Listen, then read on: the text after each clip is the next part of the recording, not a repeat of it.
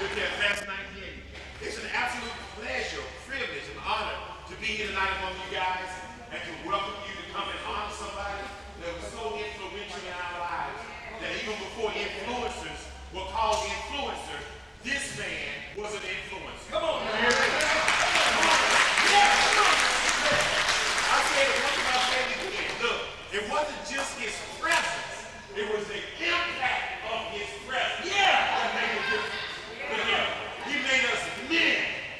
We were respectful. He taught us how to be men. I love this man. I've talked about him all over the world. Let me tell you something. Thank you. We honor everybody that came tonight.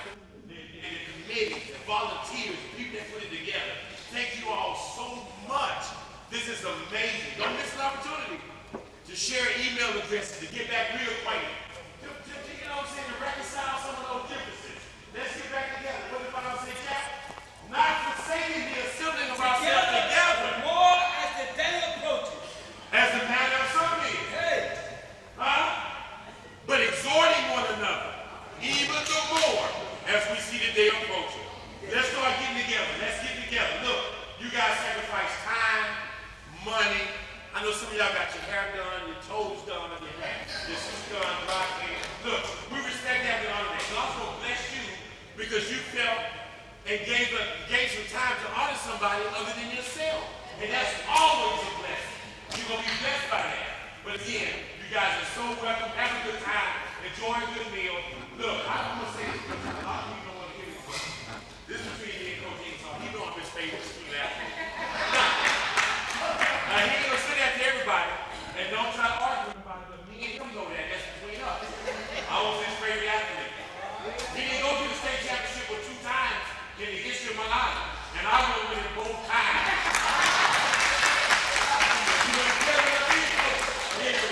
But anyway, God bless you all. Get some real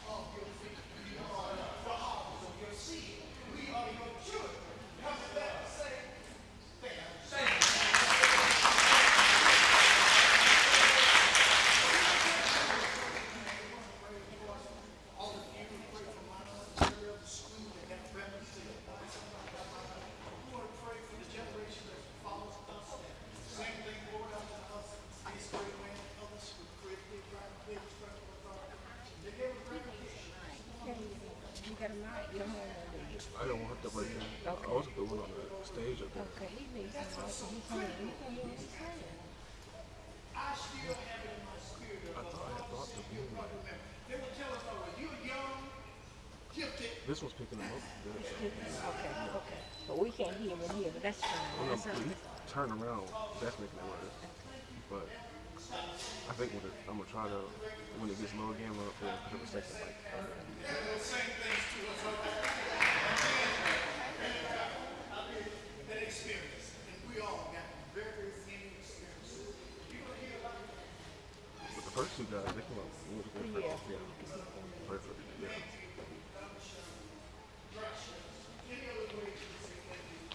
Everybody said he went them out of the hospital. Really? Ask God, not only bless the family, continue to bless all of us so we can continue to complete.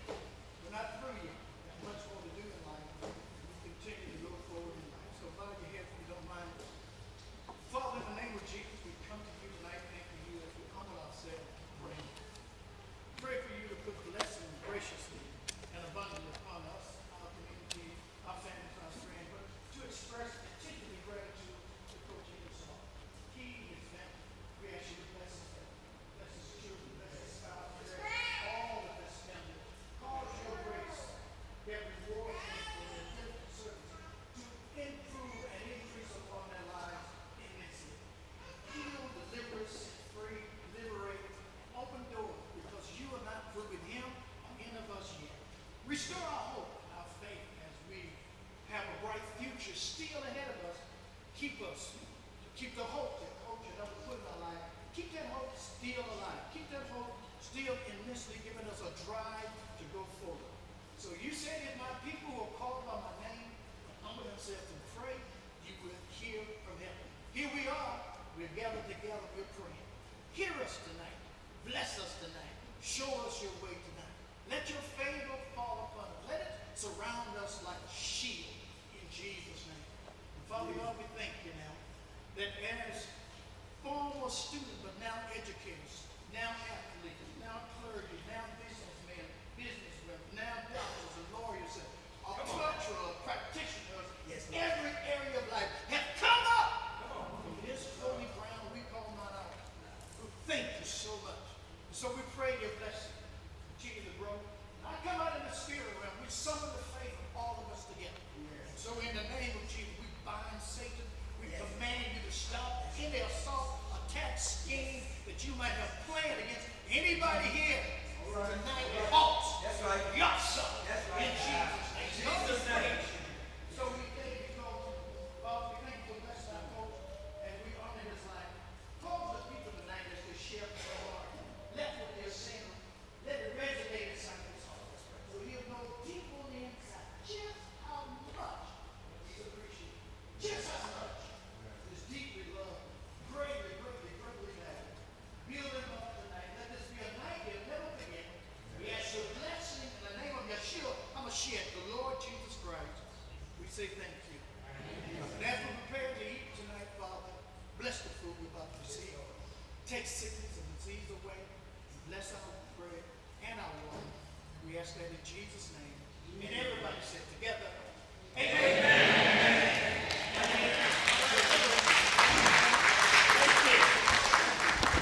Is it my turn again, Frank? Absolutely not. But you know, of course, you know, I believe you can fight all this. No, you know, but that's what we did. We played together, we did it. The next person we're going to have our ask to come is the person of this great city that has led this city into many areas of accomplishment and have done great things and many yet to come. I'd like to ask our mayor, Mr. Eddie Lowe, to come and read the proclamation. Mr. Lowe.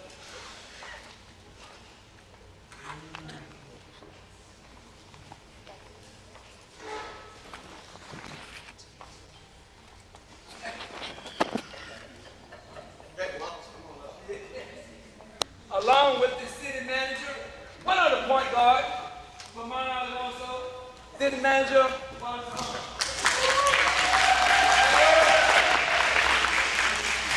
They should be good.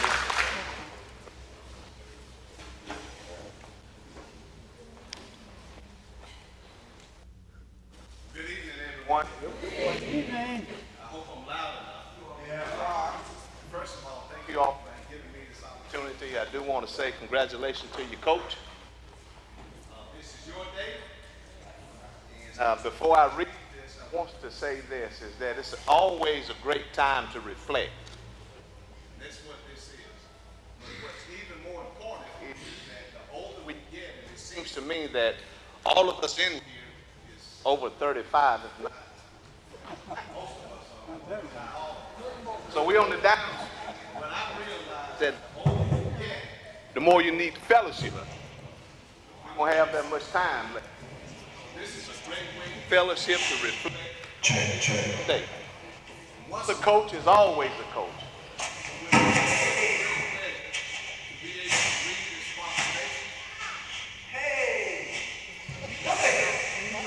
Can we hear?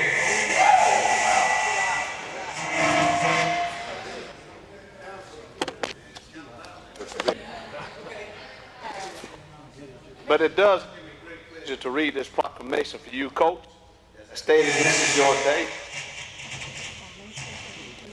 And it says, whereas Coach William P. Ingersoll is being awarded this recognition as a testimony Of his dedicated and faithful of service to the community. 47 years. As a back banker, we ran that up to 50. For 47 years of coaching and teaching has allowed him to mentor, teach, provide guidance, and respect to students on the playing field. in the community. Whereas Coach Ingersoll began his career at Marlow High School, school, Fort Mitchell, Alabama, in 1966. During his tenure at Marlow, High school, Coach Ingersoll was the head football coach, head basketball coach, baseball coach, history teacher, science teacher, physical education teacher. All around.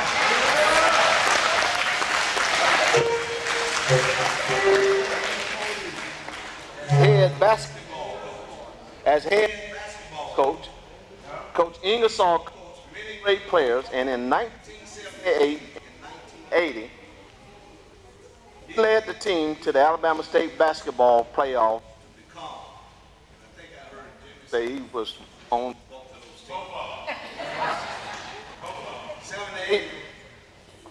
79 and 80.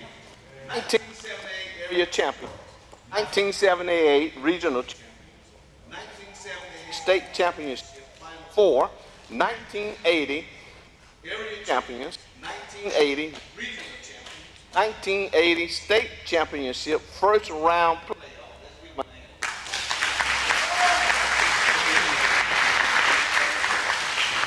Whereas Coach Ingersoll was the head basketball coach at High School, Fort Mitchell, Alabama, 1983 to 1984, head basketball coach at Patella High School, Columbus, Georgia, and returned to Fort Mitchell, Alabama, to be the head basketball coach at Russell County High School in 1998, and later became the school athletic director. Couldn't keep him away. He knew where his roots were. Whereas Coach Ingersoll graduated from Mother Mary Mission, where he played football and basketball. After high school, Coach Ingersoll attended Fort Valley State University, where he played basketball and baseball. He was voted most valuable person at Fort Valley State University, and was the 1966 NAIA basketball coach captain. That's not.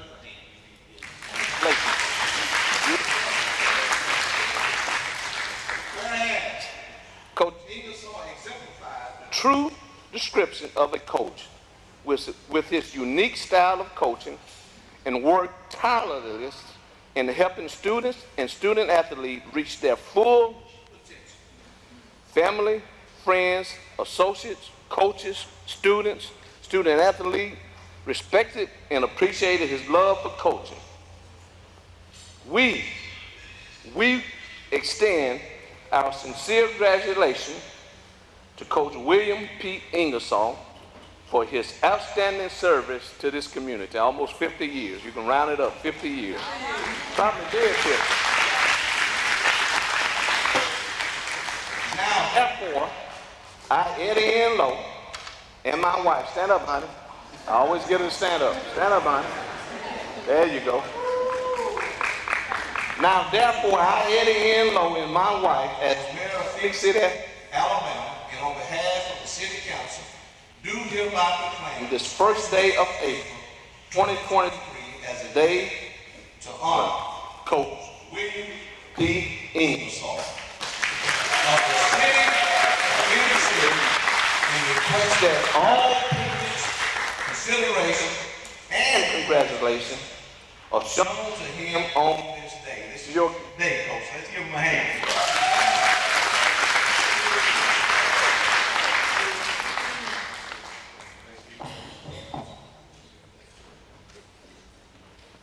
Also, read a letter on behalf of, from me, from the city, on behalf of me, the mayor of Phoenix city positivity. City. It is a congratulations letter. It says, as mayor of the city of Phoenix, Phoenix City, on behalf of the city council, I send my sincere congratulations to Coach William P. Ingersoll for your years of service to the Phoenix Phoenix City and Russell County areas. Your impact on the youth of our region has has truly been a blessing. you not only Coached, taught history, taught science, and numerous other everyday lessons, but accumulated 47 years, but you also found the time to mentor our children and prepare prepare them for college and their future. Your love The of basketball, baseball football will forever be remembered by everyone whose life you've touched. from playing the games. To coaching, Old coaches never retire. retire. They keep Teaching and the lessons you taught are priceless. May God bless you, Coach Ingersoll. Your impact in our area has been tremendously many. All blessings you scattered scattered be returned. return by tenfold. On By behalf of myself, I would like to give you this letter from me, personally. I do want to say It's real. quick, again, this is your day, but as I stated earlier, once The a coach, coach is always the coach. Now, he did not. Come on, Wallace, I want you to stand up here. He did not coach me, but being an ex-athlete, and when a player sticks with a coach, There's a lot of invaluable things that his players learn from him and take from from him and use it throughout. their life. And I I want to say this, even though I don't coach for you, but I appreciate you instilling in a person who I work with with every day. Just about every night we talk. Even though some people try to conquer us by divided, it will not happen. And I always remember remember what my dad said. Every day I would go, go see him. he said, you And Wallace, look out for each other. watch each other back. But I I want to thank you for pour in employing him him the work ethics. the When tiredness, we know how to suck it up. All of that came from you, and I appreciate you instilling that into him to help me, to help this city. Thank you all so very much.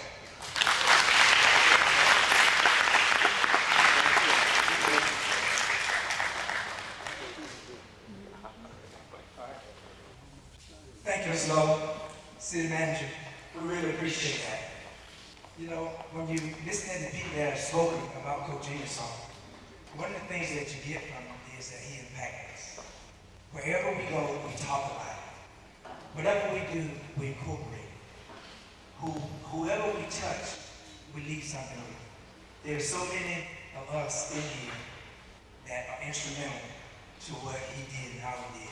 At this moment, I would like to ask everybody that played for him, that coached with him, that was a trainer, or connected with him in the athletic setting. Will you please say that?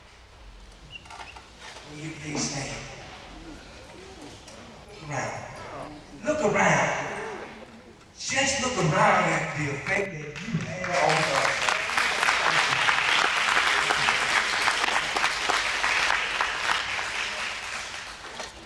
You make me sick. To honor this man is easy.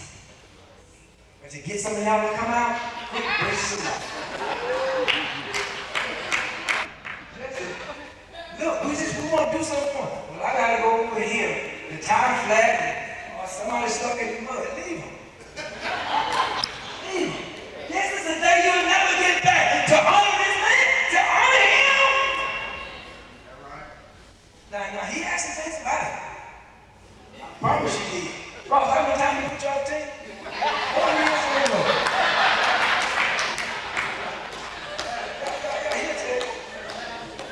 How many times he found the trainer? Once a week. Next week he back in. What he could do is so full. Just put y'all team. When does he stop? Stop the man at Mount Olive High School. Stop. Y'all get out and go to the school. Run to the school from Mount Olive Church all the way to Mount Olive High School. Here it is. About 3 o'clock in the morning. There you go. About 3 o'clock in the morning. I said, they busted. I'm home. I ain't got time. I'm home. But one thing I didn't do, I didn't argue. Didn't have no back talk with him because I believed in him. I believed in the torch that he was carrying. And I still to this day do that.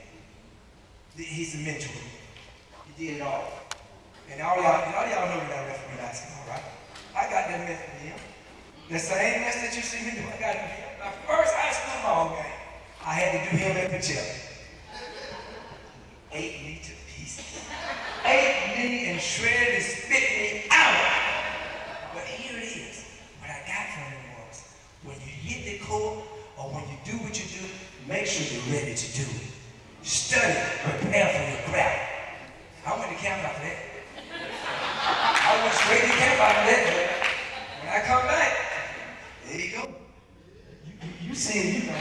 Thank you again. I appreciate you. I know I got to hear for dinner to be served right now, but I want to do a few reflections before we get into dinner. Now listen in. Y'all know hear what I came up here.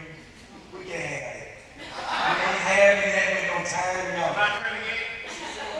Is it my turn again? I got to know the stories too. No, we ain't doing no story about you. 2 minutes. Thank you, Ms. Alexander, for coming with me. Thank you all. Here's one that I want to hear from. I want to hear from his brother. Personal friend of mine that I met in the last couple of years that has been great for me. This is George Ingersoll with you. You don't have to if you don't want to.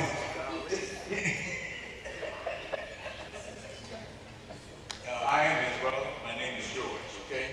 Those folks that don't know me, I've been known all my life as Peach Brother.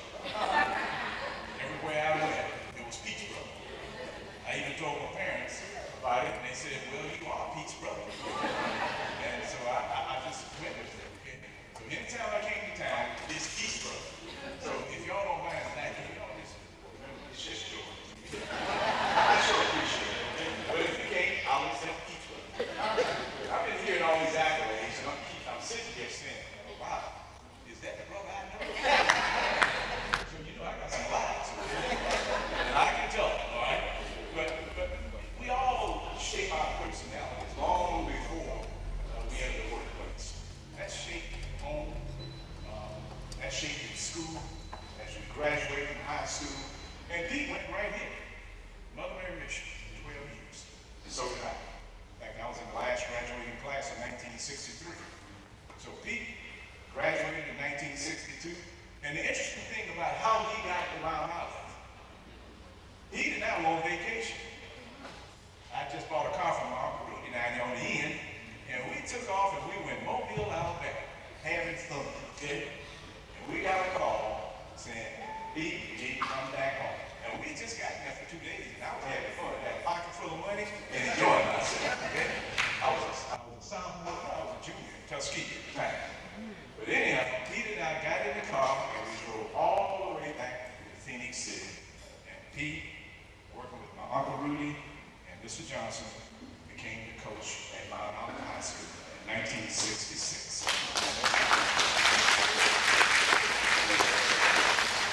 But let me just tell you a couple of stories, though, way back when. Okay?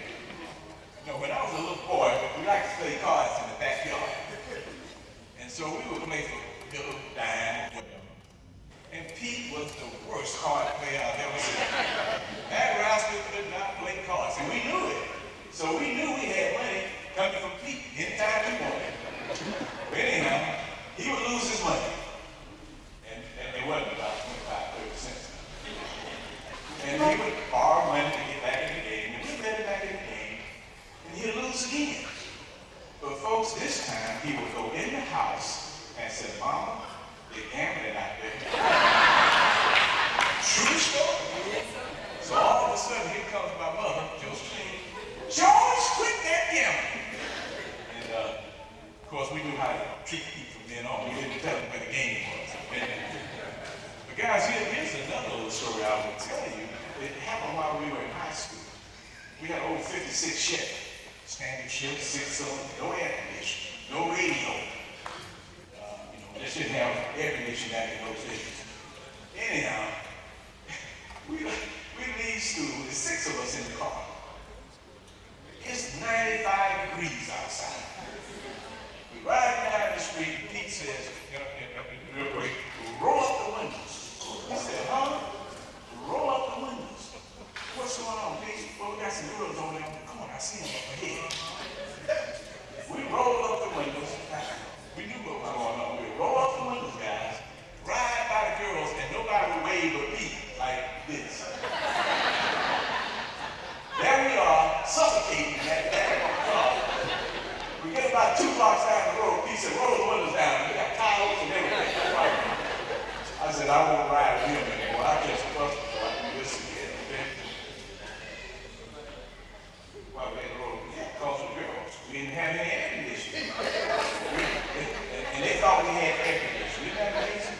Little old thing like air conditioning. But guys, I think this is fantastic what y'all are doing here. For Pete, my brother. You know, I wasn't around a lot. I ended up going to the military, but I would come back home and I would engage with him, and I knew what he was accomplishing. And he was working with young people, shaping and molding young people, giving them opportunity, providing for them. And I thought about what a coach does.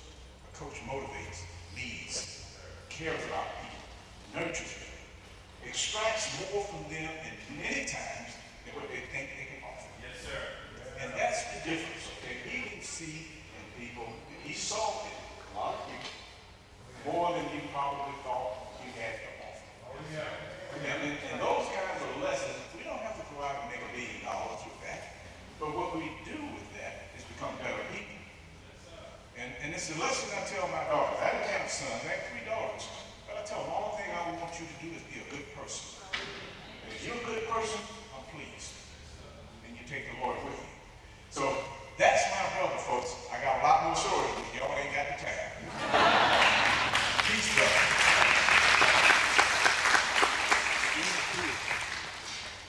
I guess it went while it's on. I know you got about 4 words to say. I'm going to give you the opportunity to say something. I'm going to hand it.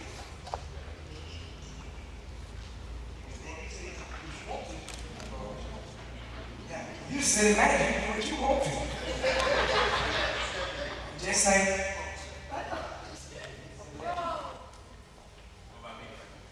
Okay, glad to see everybody.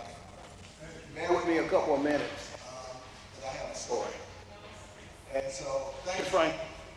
you're welcome. First, I'm going to greet the family because they became my family. He's more than a coach to me. I lived with him one time. You Spirit have was the key to his house. And first of all, the biggest thing out of all of us, there's a lot of fans in here. but the number one thing that Coach Ingersoll When I came into their life, it was Miss Patricia Ingersoll. Yeah.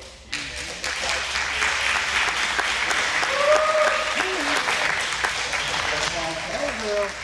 She did a lot for us. I want to greet my brothers and sisters now. We have one of my brothers, 2 brothers, Jason, and Frederick, with us in the spirit. Yanyetta, Javon, Amon, Beach. Thank all y'all. Thank all y'all for, being good kids, growing up, and I was able to watch you all grow up. I want to thank the uncles, Al Kane, Uncle Rudy. I go Way back. with Coach. And A lot of people didn't know that he did something for me that nobody else could do for me. I have been begging to live in Alabama for a long time. my family, I was Raised in two places, Chicago, Illinois, and Fort Ridge. And I always wanted to go to school in my house. and my mother would drag me back every summer. Every summer. Out Also, of bed, one of my good friends and good cousins. And Reginald Hill, a lot of us was real close because of Chicago. I had to always hear, no matter how good I was in Chicago, I had to hear about the 1962 team. My uncle Andrew Hunt. John and Turner Hughes had played against Coach. So no matter how good I was there, they would always bring that name up. you need to play against, we wish You could have played. against Pete Ingersoll. And During those times, Coach was able to talk my father and let me come down here to play ball and live with my grandmother and live with him. And he was my guardian at that time. And I had a well, because but to go to a school for half the school. with your relative, That was neat. That was something great for me, and when I was there, Mr. Johnson made sure he kept me in check. check, and I'm a part of that 78 team. And that Was a great team. Then Ray Hill, that went to college together, so I came close with a lot of people.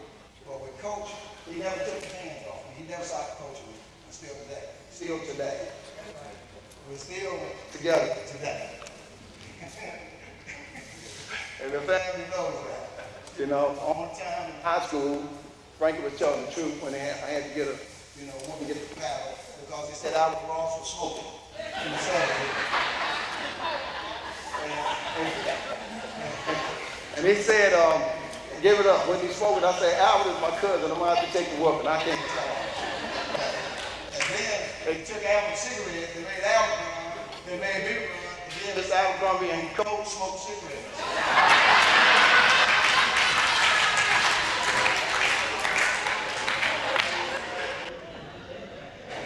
it was, and I heard him up here earlier. I had to get used to it. Coach Kathy, So he always put me out of the classroom. A lot the desk would be sitting outside in the classroom. He said, I'm doing a study. studying, you need to be outside. So he didn't tell me why I was outside, the classroom. But the night Jimmy that he was off the bus at my of church. you know, Waving at y'all. I never got off that bus. I was the only one up on the bus for that down the throat. Mr. Abercrombie told him I was sick. and So I had to I had to get used to Coach, and I stayed around him.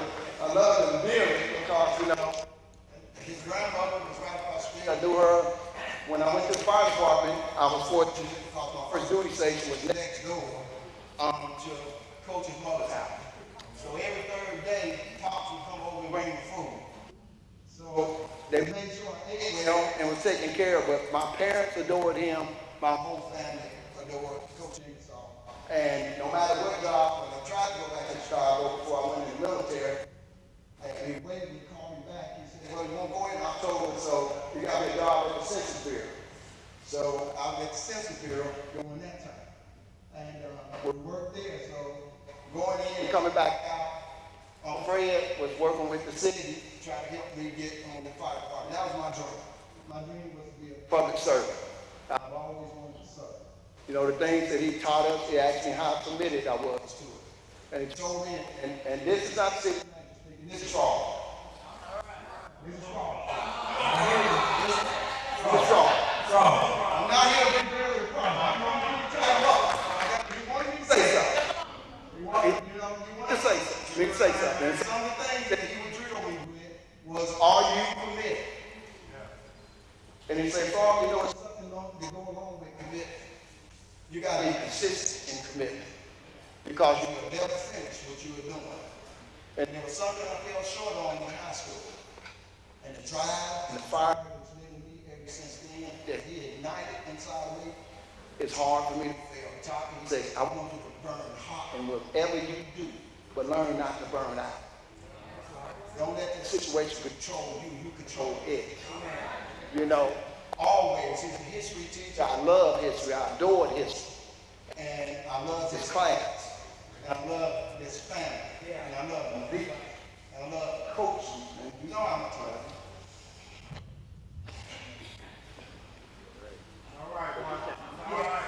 Yes. Yes. Yes. Appreciate it.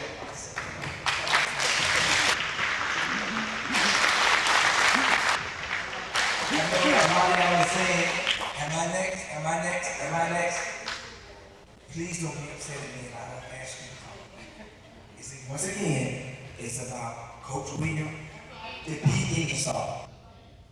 Next I'm going to ask one ex-athlete that went to the top of his profession and what he did. None other than Oliver O.D. Dole Davis.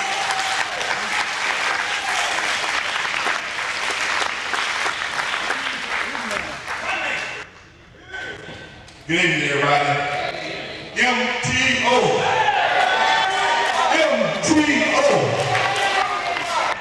Coach Ingersoll and the entire family, Davis kind of said, thank you very much for everything you've done for us, and we really appreciate you. I'm going to tell one quick short story. I'm not going to be long. So, in education, people who's in leadership position, you always have windows of opportunity to educate someone, to make an impact on their lives. And when that window opens, you got to take advantage of it. So we playing the game, big basketball game. I played point guard. I had my left was Clarence Jones. On my right wing was Eugene Brooks. Down low was Danny Jackson, James Abercrombie. And my job was to get the ball down and get the ball to Jones. He said, it's a big game. Got to get the ball to Jones. Jones averaged 36 points a game. We call Eugene Brooks red top. He averaged about 20-some points a game. And my job was to come down the court and get the ball to Jones. If Jones hit the first shot, you give it to him again. If he said he hit the second shot, you give it to him again. You keep giving it to him till he missed. So I came out for the game to him. He hit one time, he hit two times, he hit three times. And the fourth time I passed on it, he snapped on it, he couldn't get the ball off, so he passed it back to me. So I passed to Red Cloud. Red Cloud hit it one time. He hit it two times. I kept passing three times. So left out when Red Cloud passed to me, I was looking at the pass at Jones. Jones passed back to me. I shot. I shot a ring. Then Joker jumped up and said, time out. We going back to the bench over there. All the guys behind me just laughed, but they know I had you know. They just laughed at me. I want to go in and say, come on, coach. You know it is not what you're supposed to do. Your ball job is to get the ball to Jones or get the job to Ray Cloud. Now, if you can't do that, let me know. I was hurt. But they let me stay in. Came down the court again. Pass the ball, pass the ball. I messed around on defense and stole the ball. Had a wide open shot to the basket. I passed the basket, came back out to the top of the key. I said, set it up. I'm getting the ball to Jones. I'm getting the ball to Brooks. He jumped up again. Time out. I said, coach, put the ball. That's what I'm talking about. You do your job, and everything will be all right. But that's a lesson there. When you do your job you're supposed to do, you'll keep your job, and everything will be successful. Thank you. Thank you, brother. Thank you. You know, it's not many of us that actually follow the path that Coach Ingersoll followed. But this is one. It's Coach Davis' baby. He whispered to me, he said, I thought you were a coach. He said, I thought you were a coach. When I thought about that, I said, oh my God. But hear this. Coach William P. Ingersoll said that. All of us in here are actually doing what he did. We're coaches. We're changing people's lives for the better. I want to say thank y'all. He else says thank you. That's wonderful. That's wonderful. From teachers to instructors to entrepreneurs to city clergymen to people that serve, that do everything they do. I'm so thankful. Thank you, Coach Ingersoll. It's one thing I want to know, and I don't think any of our statisticians are here. I want to know who scored the most points at Mount Olive in the game, in a single game. I want to know that. Roger Thomas, I know you was something serious. Roger Thomas, I know you was something serious, but do you know who that was, Roger? Do you have any idea? That was you. How many was it, Roger? Roger ain't shy. Roger said me. He didn't even think about talking about it. How many was that, Bow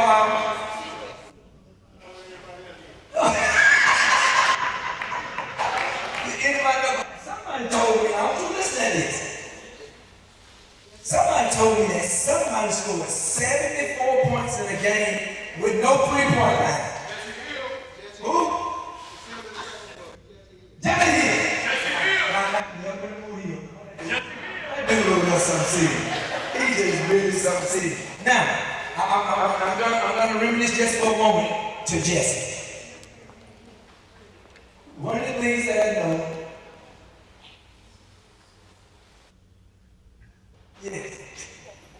one of the things that I know is we from where we are, we watch TV, we watch sports, we watch ESPN, sports and all that. Y'all hear all the time of the GOAT. G-O-A-T stands for greatest of all time.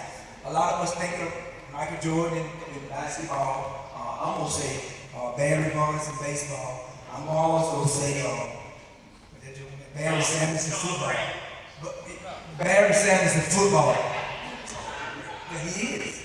But I want to say this. I had the opportunity to meet the best in every sport available around to us out of 3: baseball, football, and basketball. The greatest of all time that I heard, he didn't say it, everybody else said it was Jesse Hill. Was Jesse Hill. Coach, did you have any interaction with Jesse Hill? Okay. He didn't coach it, but you know he was connected. He was connected. What I want to do right now, if y'all can bear with me, is this. Let's take a break and go ahead and get some food in your stomach. So I see how some of you look. Let's go ahead and I apologize. We'll get some. I'm gonna serve you. Did you find it? All right. We're gonna make sure that the honorees receive this person.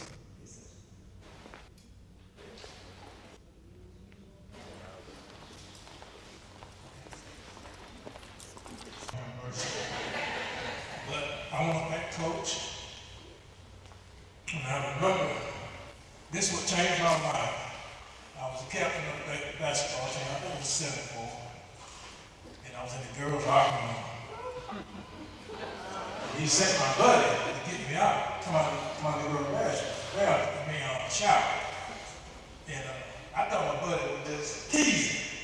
He said, Coach, come out to the girls' bathroom. I was going to tell the coach, come get me. I thought he was teasing. I thought he was joking. And he came in, and Coach, he went up one side and down the other. Told me, Jenkins, you're no longer the captain of my basketball team. And I got mad with him.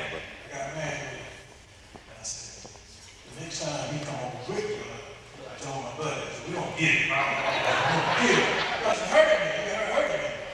But I'm going to thank Coach. I learned from him. I went off to school. I left school. I left Tennessee State. Went to Alabama State. And I know my buddy over. Got on there. I had messed up. I told my buddy, I'm going in the military. From there, I took everything I learned from Coach Ingersoll and Coach Iverson. Because my dad, he didn't believe in sports. But they disciplined me and he told me how life is. You fall down, son, and you're going to pick yourself up. Nobody else will. And I stood on those ground. He carried me a long way. He carried me from college to the military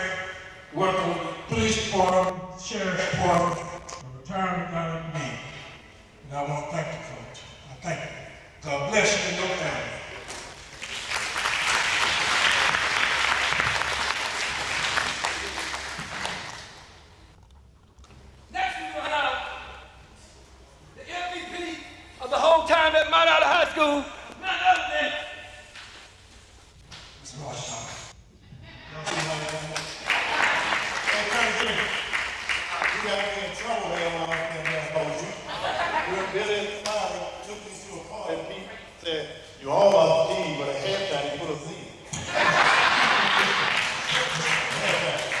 Hey, Jimmy Hill, I got something for you too. Me, Sam, and Earl take any you want. We were the best thing to do that.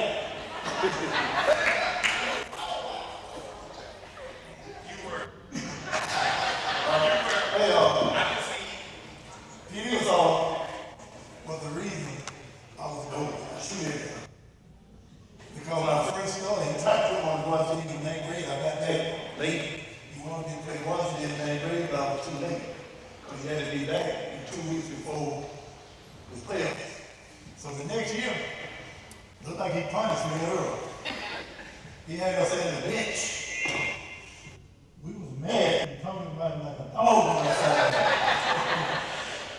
And then we was in a game, Ricky. You know what Ricky is done there. You know, we were down in Alabama. Curtis Lee was on that team. They were getting beat by the worst team ever. They were getting beat. So the fourth quarter, said, Earl, you and the brothers get out. I want y'all to press and get the ball to Ricky. I told Earl, I said, I'm not passing Ricky anything. I said, when I get the ball, I'm putting it up. Earl said, Pete told us to give it to Ricky. I said, that's your brother. You gave it to him. I'm not. So I got out. I shot the first ball. It was from half court. But Willie Robinson got the ball, and they left. They said, good pass. That was a bad shot. Then I got laid. I ended up getting 27 in that. So Pete took me home that night. He said, you earned your position. I'm sitting over there getting cheesy. And then when I was playing, he said, shoot everything that you hit. So I never stopped doing it. That sounds about right. Every time they had me ball, I shot. That's right. Everybody said, he shoot everything, but he made it. And you fired it up. You know, he scored for 3 years in a row. 10th level in 10th level in lead score. Is that you go? Yeah. I made score. I made all my city. All my men in my sophomore year. Red here too. I led the score in 3 years in a row. I got winners. Because he told me to shoot everything. How can you not be the lead score putting everything up? You know what I'm saying? So, like I say, Peter's a good coach. Trust me. They used to call us the regular level because we never do what he said. He's a regular level. I tell y'all the regular play, y'all see. Earl would go in too. I wish he was in there. But Earl would go. He shoot everything too. He shot everything. I shot everything. Sam Boston get mad because he get all the rebounds and we already shot. But anyway, like I say, he's a good coach. He's a good person to be around. And you know, like I said, I love him. And then they go out there shoot and keep everything at peace. All right, in the name of Jesus. Yeah. Thank you, Roger. I'm still a favorite.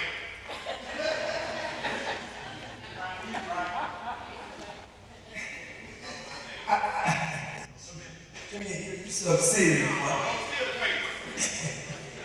I need to do something, and it's very special. There are some of the athletes that play for Hill that have gone on. If you would just give me maybe 15 seconds to start your head and on the side of the body, please.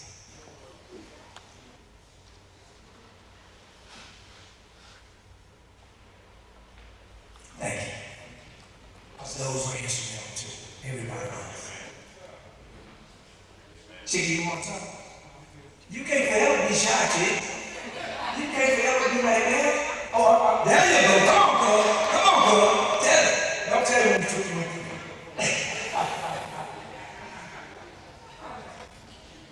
Yeah, that's my first cousin. Love you, brother. I'm telling you, man, if it hadn't been for you, I probably be still down this circle, man. You have done great things for me. And I really appreciate you, man. Love you. All right, that's what I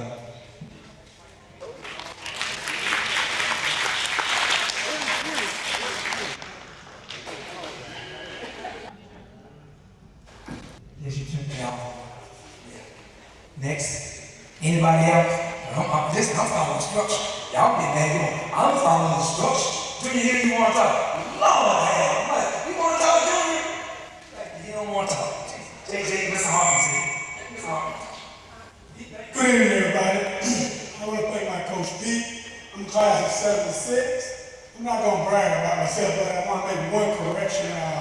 He said he was not the best point guard around. But the main thing that helped me along my way when Pete was coaching me was that how. Thank you.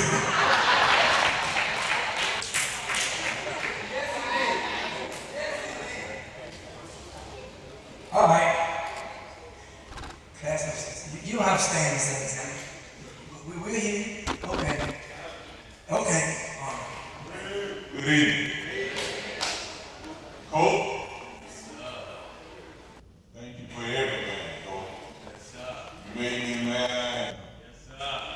Without you, no telling what I would do. You taught us so many things, Coach. So many things. My name is Rick Alexander. I played Auburn State in 1975.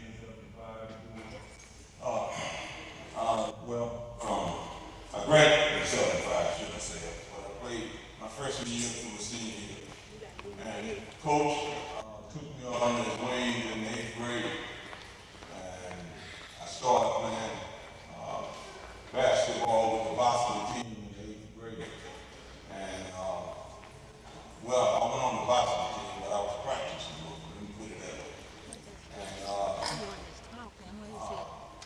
football field, they brought me out to play with the varsity football team. Couldn't play, but I could practice because we didn't have a junior high football team. And Coach started teaching me then, early, how to play the position at quarterback because he had played quarterback in high school. And so he was teaching me a whole lot of things about the quarterback position. I guess from that, he saw me play a little basketball and thought I could play a little basketball and encouraged me to play basketball also. Went on to play baseball there with Coach Ison also. But there's no doubt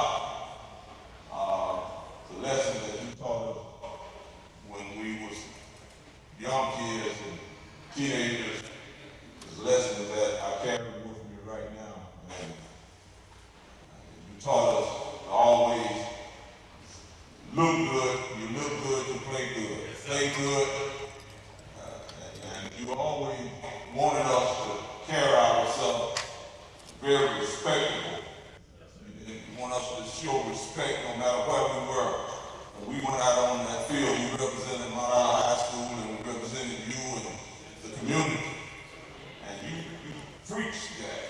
And you taught us that once we got out in this world that if we learn to do those things and respect people and give 100% in everything that we do, that it will take us.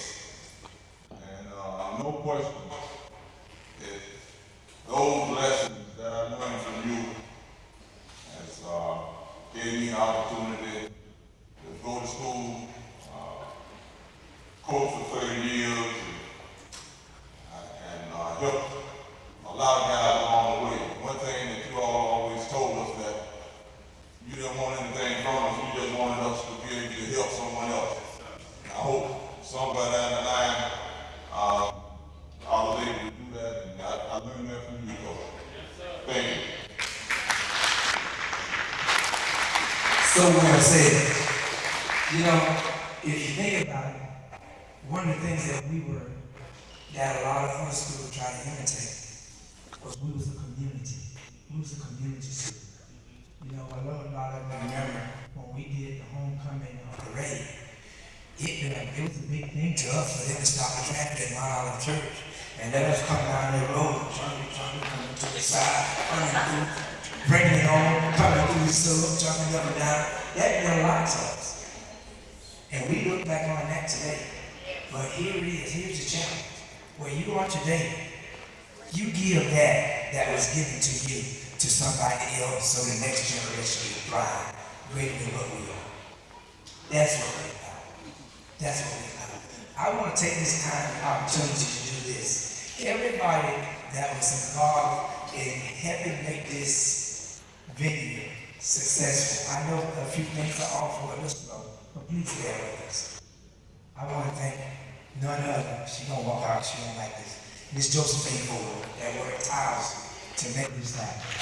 She was soaking the mail and doing this, staying up until 2, 3 o'clock in the morning. Because when I tried to do this and get it going at first, Josephine called me and told me, she said, "You got a mess." I said, "What do you mean?" She said, "You got a straight mess." I'm thinking that I had this all together. I'm calling Coach all the day, but he's going to be doing it. Out of 15 things, I had 3. Took me 30 days to do that. In 2 hours, Josephine had all of it done, except for putting it in the plate. Let me tell you, very talented. Every one of you all out here that help, take tickets, sell them, go run, I appreciate you all. I really appreciate y'all. Some of you took 5, some of you took 10, some of you came back for 10 more, took 15. Thank you all. Thank you so much for making this a success. Because it's all about the man. We're the big inside. I'll tell you something. You know, I watched him a lot of times when you play semi-pro baseball and stuff. I actually like seeing it. It doesn't make sense. For one foot, this foot hit the other was already gone. I just couldn't believe I saw somebody that fast. He was that. And I'm listening to this. Now I'm gonna tell you something else that inspired me. You remember me winning the car in 81 back at Alabama State? Y'all heard about it, right? All of that came from this gentleman right here. I watched him when we would play teachers versus students in school. He would just stop. Wait till you get down to the foot room, stop right here. Boom! I tried. I kept trying. And lo and behold, it won me a car. I'm thankful. I am so thankful for a lot of things that he showed me and taught me. They were wonderful. They were wonderful. Rick, you want to say something? You okay? Anybody else? Ross, come on, Ross. I'm gonna let you talk, but you got to put on. Coach, you the best, man. I appreciate you for being that father I didn't have. Along with Ricky, Curtis Lee, I started playing when I was freshman. One thing I never forget, that they were with the white teacher. And we was playing 8th grade basketball. I caught the ball and I just threw it up. He said, "Hey, Robert, you almost hit me." I said, "Yes, sir, yes, sir." He said, "You're a liar." I didn't even see which way the ball went. But Coach, you taught me a lot, man. You taught me a lot, you know. And Pat, I love you. I never forget that day he put me on the team 4 years in a row. From my freshman to my senior year, I got put off because I was smoking cigarettes. And he tried to run them up out of me. So he put me on this particular day, and we had to go to Rebecca Coleman to meet big gentleman, Big Jim. He come by the house in his white grand suite with Pat tell him, "You need to go get him." He came down there to get him. I said, "Coach, I ain't got no shoes. I ain't got no socks." I really didn't want to go because I was mad. He had this account at Neil's Sporting Goods. He said, "Come on, let's go." I got the shoes, John Sherman, everything else. Come on. But hey, Coach, I appreciate you, man. You've been a father to me, man. Appreciate it. Yeah, Thank you, man. I appreciate it.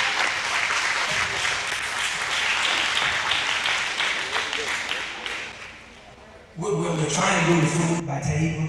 So if you want to stand in line, get ready to get your food, we can do that. But if you want to, another thing is that you can mingle and talk for a while, but after you eat your food and so forth, we get this. Let's just take the time to reflect and talk to each other. So you want to say something, Jake? Okay, I got another Jake who want to talk.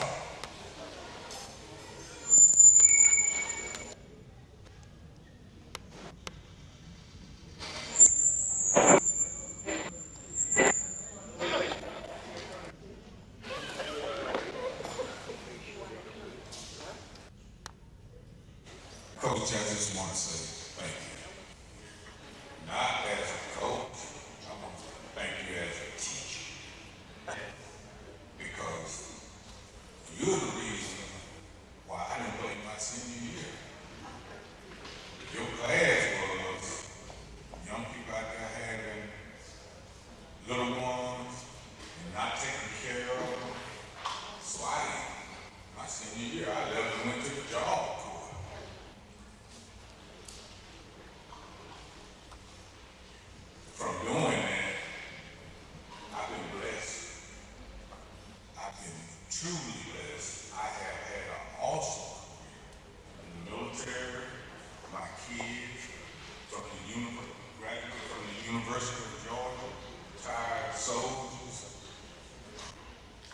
You made me a man.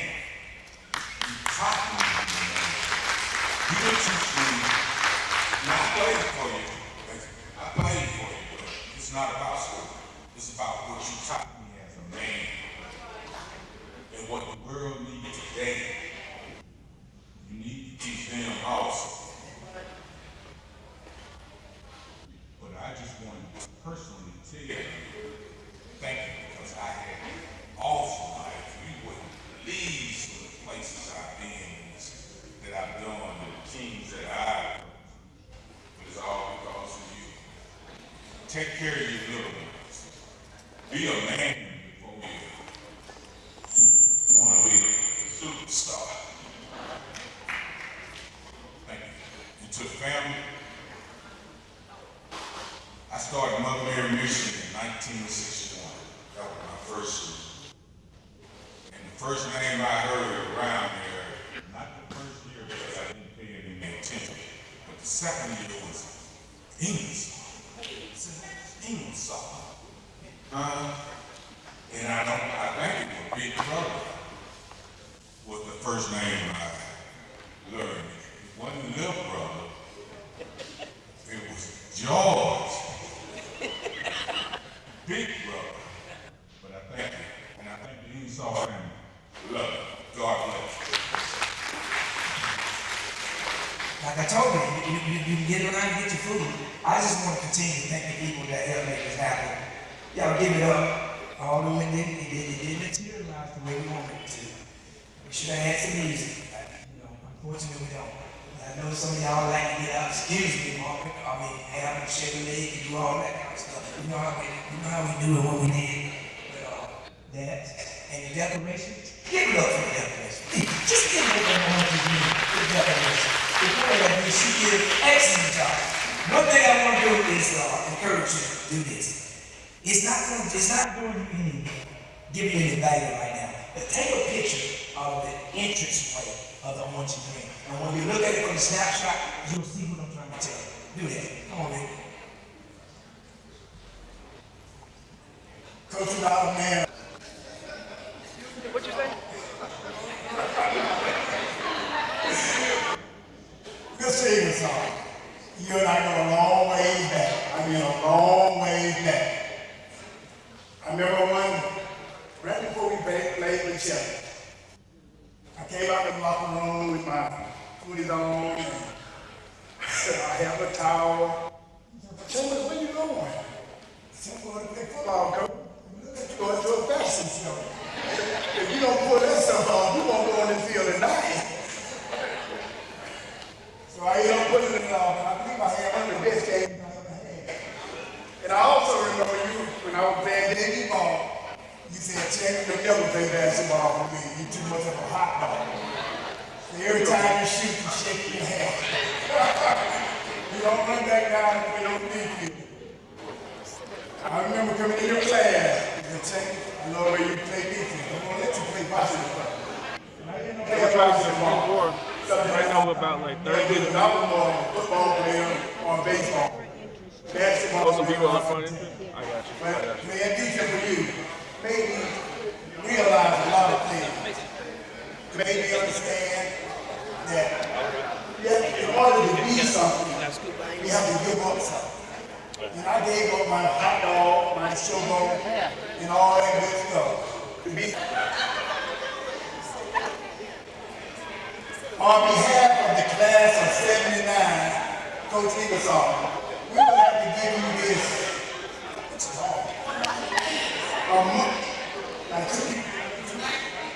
money late. And, oh my God, me and you need to ride tonight, Coach.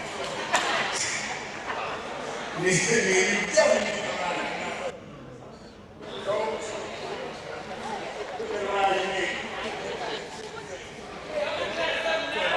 Glenda Davis, Sally Pugh, Patricia Thomas, and Corrine Alexander getting a job.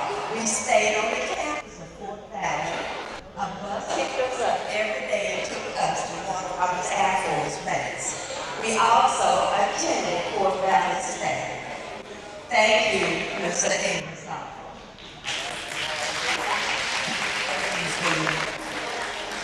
Another one of his favorites that came to mind from Tuscaloosa.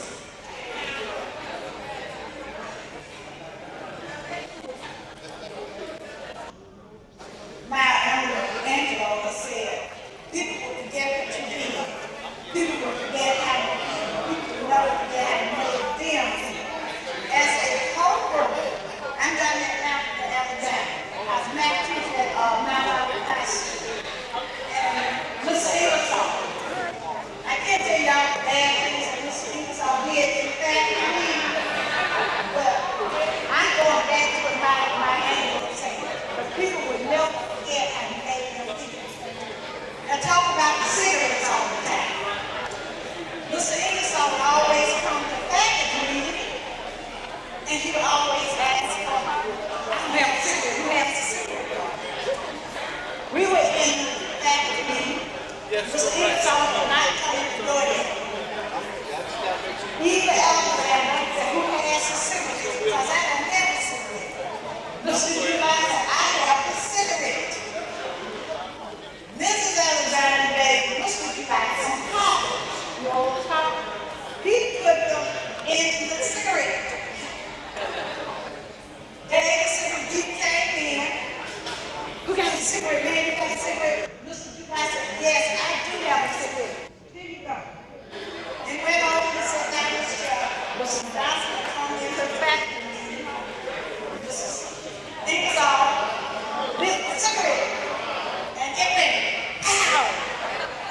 We started laughing. Mr. Johnson said, this is what you do in my academia? You think it's fun?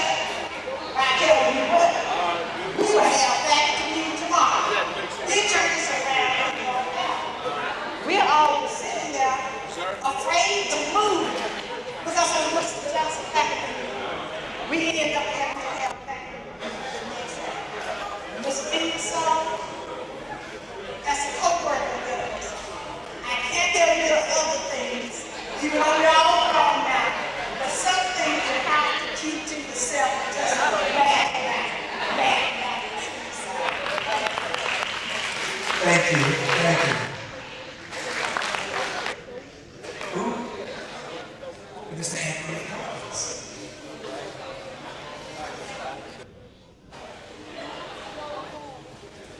How you doing, George? I am Anthony Collins. It's better known as people. Coach, I would like to say thank you. You meant the world to me. I would have never to. I probably got in my but because of you made me stronger, better. Even when I was at eighth grade, high school, back to my church, back to the high school. It was 3 o'clock in the morning. We came from a game where we got beat. And we laughing and joking and having a good time. He didn't like that. So we stopped the bus at my church and said, everybody off the bus. Y'all got so much energy. I'll see y'all back at the school. Everybody better show up. I'll be there waiting on you. And that's what happened that night. One more quick story. You know, I was a hot shot. Big head, cocky, you know what I'm saying, wild, crazy. He was one of the few people that could control me. He really was.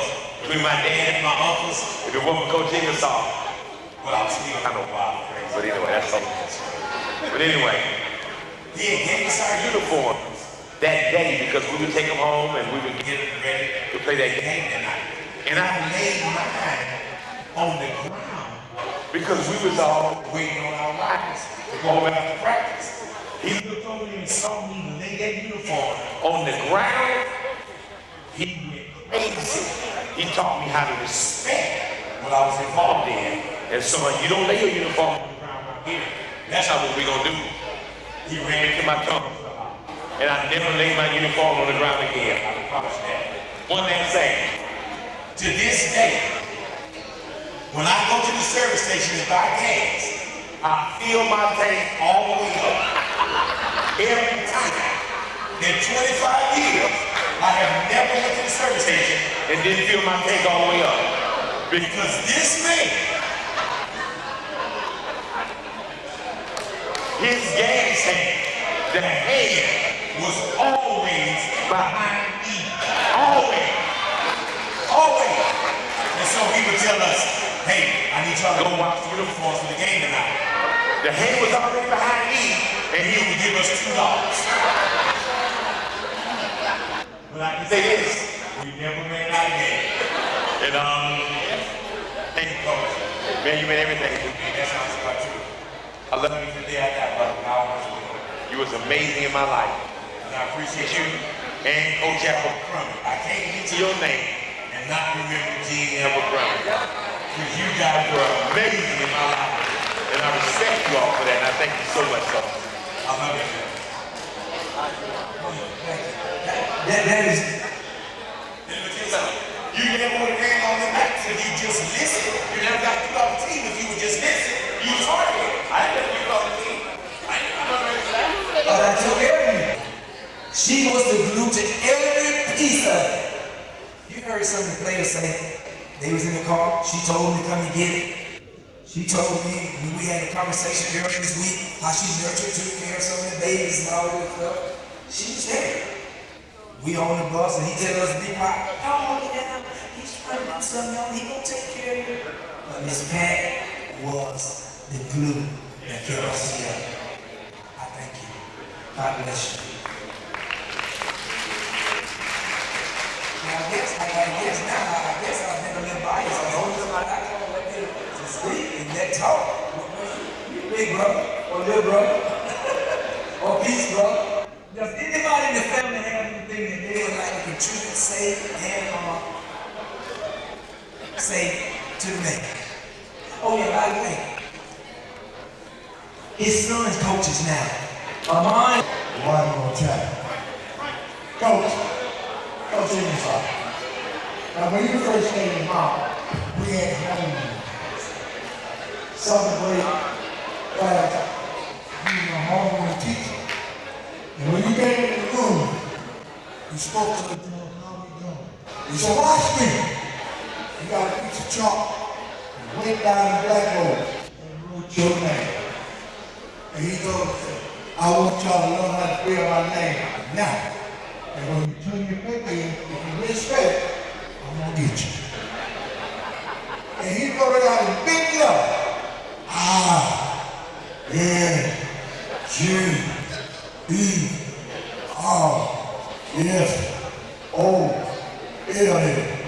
It's okay. You ain't all about sports. You want to learn something. You want to learn how to spell his name. I'm learning. That's okay. I ain't nothing wrong with that. And then when I got him up with the public, started ball, he gave me a little nickname. He called me Red Lucy. Red Lucy? All right, come on here. Your wife was here. Red Lucy? Well, I had a brother that came along behind me. He had watched me grow up playing ball with Coach. So you already know how he was. My brother's name was Michael Brooks. You know, he come home to me father and them. So he's all right. But when he was playing ball with Coach Ingersoll, you already know where you were going, where you were talking about. All you had to see me do. You know, he wasn't bad. He just know the way. He thought he was bad. But even outside, he had some way on. And then said, well, you met my mother. That was the big time, man. We supposed to win the Montgomery job. What's the city? Green Pine Song. You know that, folks? Well, what?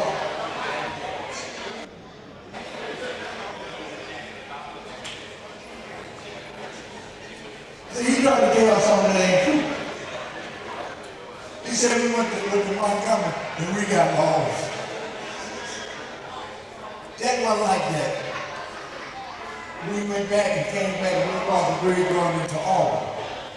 And knowing them people they couldn't bounce, which was all right. But when he came back and met my mother, Lord have mercy. That's when he became strong enough, my coach. He said, boy, I didn't remember my mama like that. See, she ain't like that. She just love me when she talk to me like that. She didn't mean no harm. And from that day on, you may know how to Coach Ingersoll. And I love you, and I always will. And anything that we can do for you, my family. By the way, I got to introduce you to my wife. You know my wife. It's Valerie Brooks.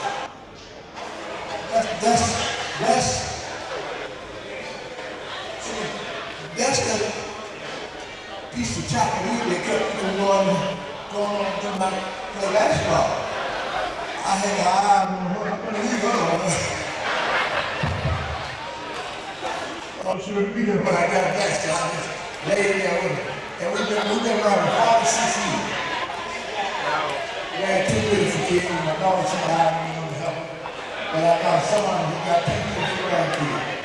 And I just enjoy it. I got a little grandson. He like baseball. I'm glad that I don't like football control. So I'll be there with him. I asked him all to let me live so I can see them and help them train them in the right way. So he done that for me, and I said, you still here, and that's a good thing. Thank you, sir. Next we have Mr. Matthew Jones. Good evening, how y'all doing? This Ingersoll, I just want to say thank you for everything you done for me and for all of us. And I want to thank you again. If I can do anything for you, just let me know.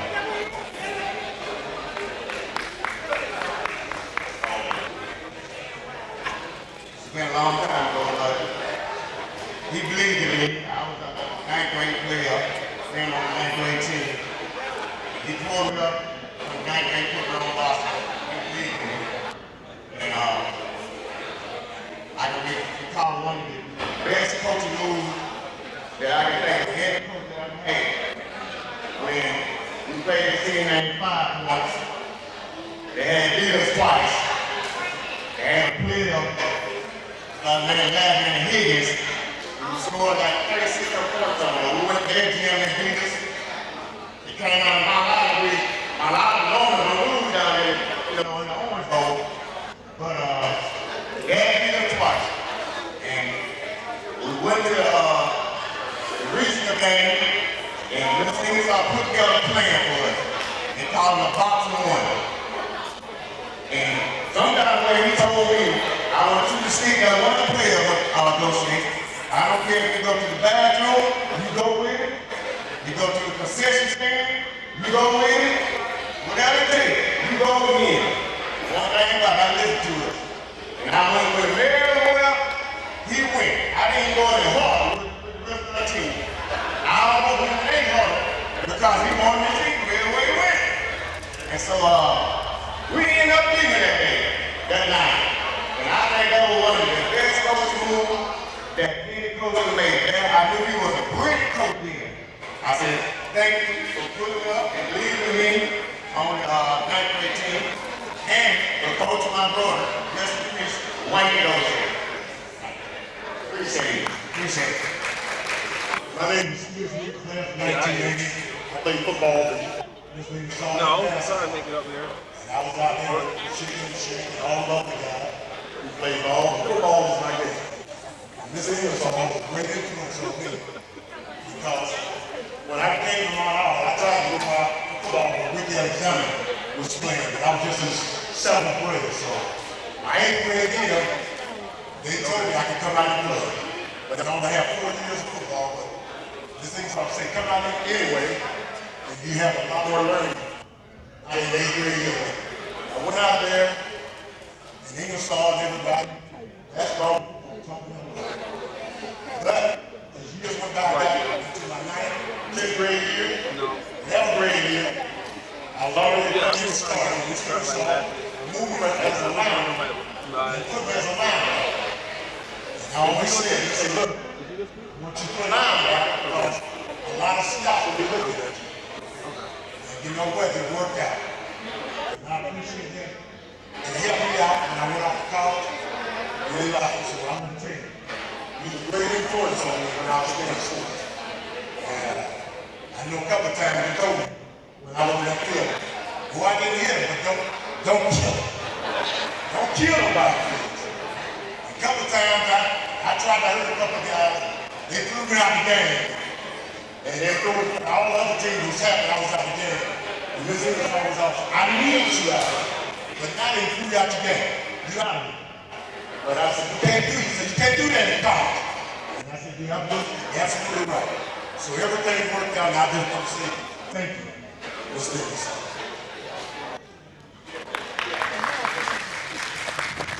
Thank you. You know, I want to mention something that Mr. Felix Williams said. See, in today's athletic in the realm of sports, you don't hear or see a lot of kids refrain themselves from being tossed out of the game. Or listening and thinking about how much. Let me start with letting you know how I got to Mount Olive. First, my uncle, who was sitting on the end table to my right, I was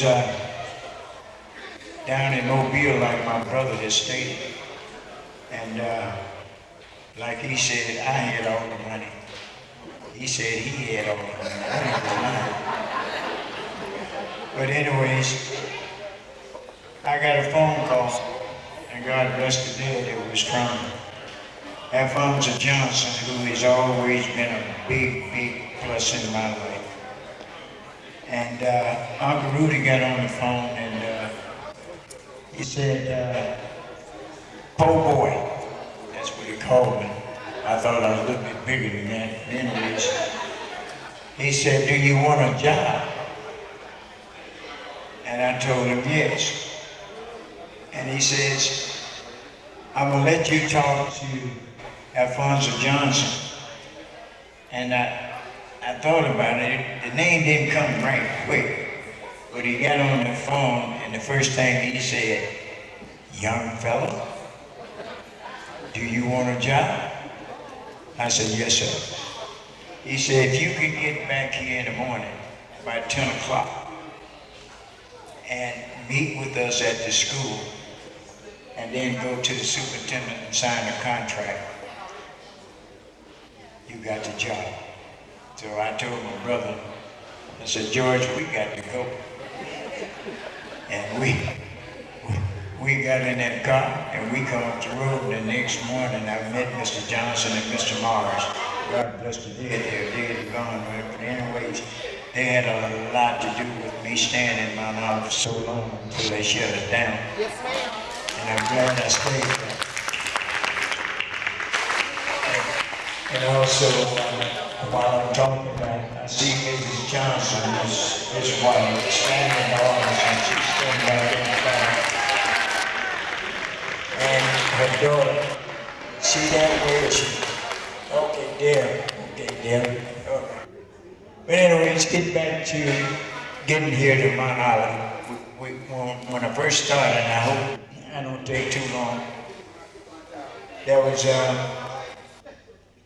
well, I gotta go when I started in high school first, let me do that. And I might be piecing things together as they come to my mind. Being 79 years old, going on 80, but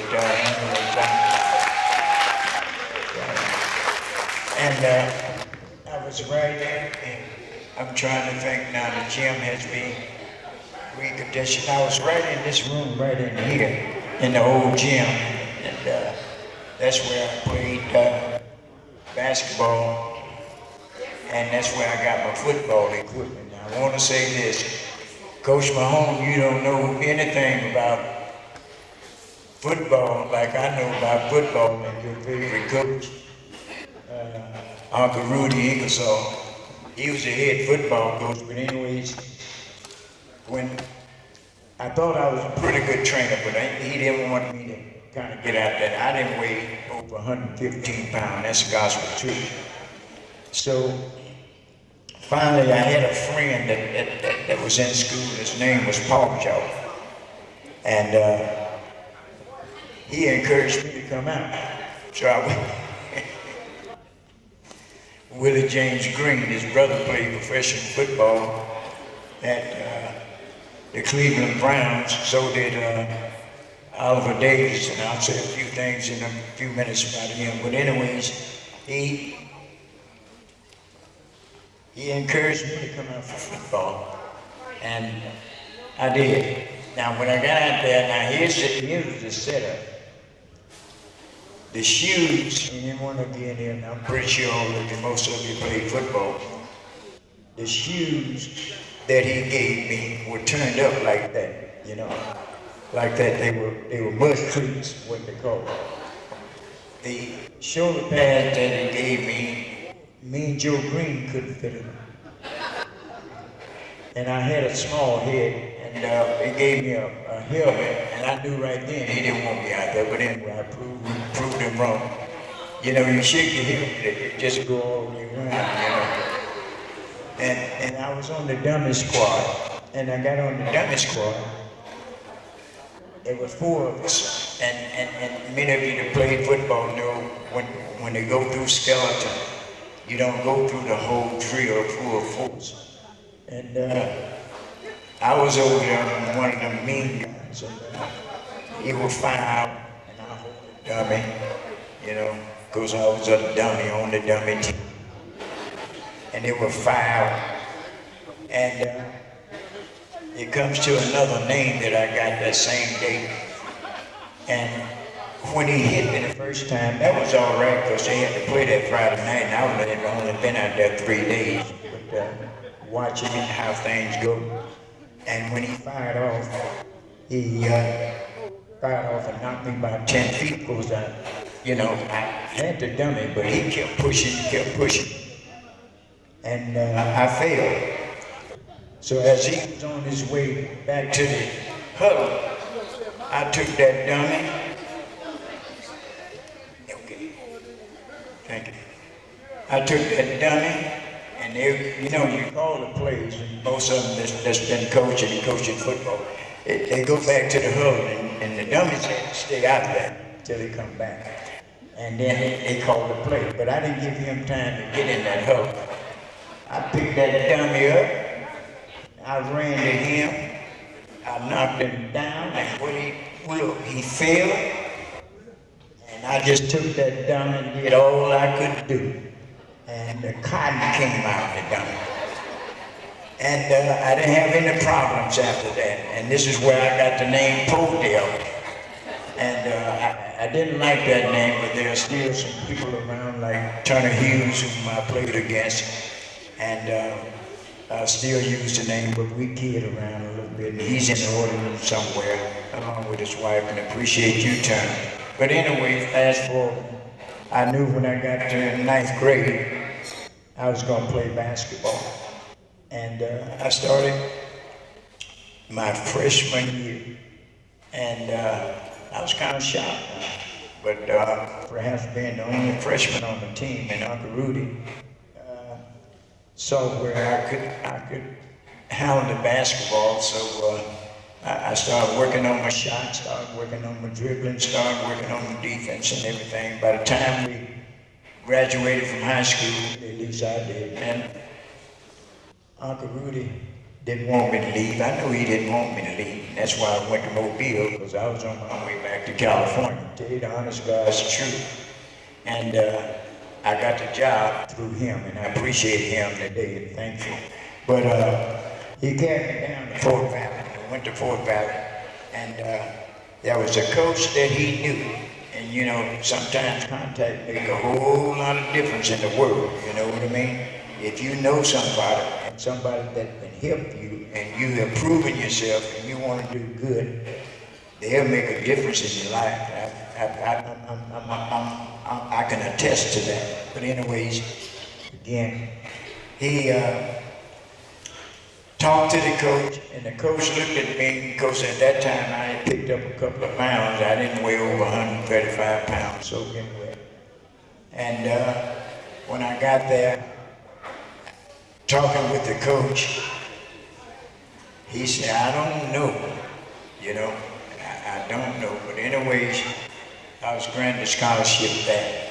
But I had to move out some people that were from Philadelphia, some 1 or 2 from Boston, 1 or 2 from Chicago.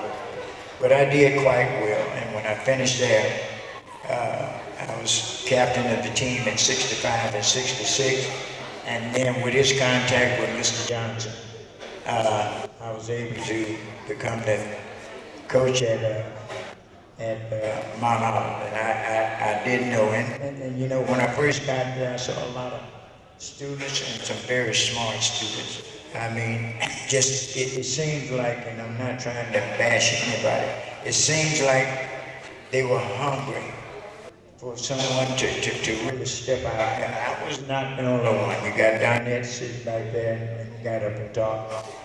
I don't think any of the teachers are here, but anyways, she was one that taught at Mount Olive when I was there. And many of them have passed away, but they were hungry.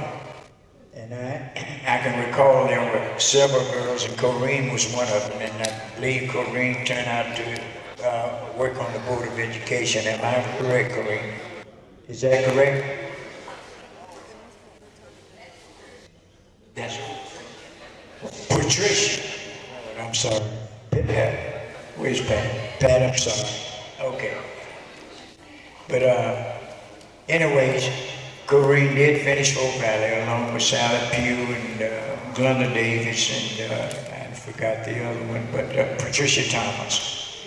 And Patricia Thomas left and went to Philadelphia, but they all finished Hope Valley. And Coach Mahone, we got guests over there that finished Hope Valley as well. They're strong. All right, and then from that, we get into the basketball, and then there was David Hill, and then you had, there are a lot of players perhaps in here that I perhaps won't mention. It's not that I'm doing it intentionally. I know some of you are tired, don't want to hear me talk too long, like Frankie Hawkins. But the basketball season started with Jimmy Hill, not Jimmy Hill, with David Hill. That was his uncle. And David played pretty good ball. I only had him for a year, and he too got a scholarship, and he went to Fort Valley.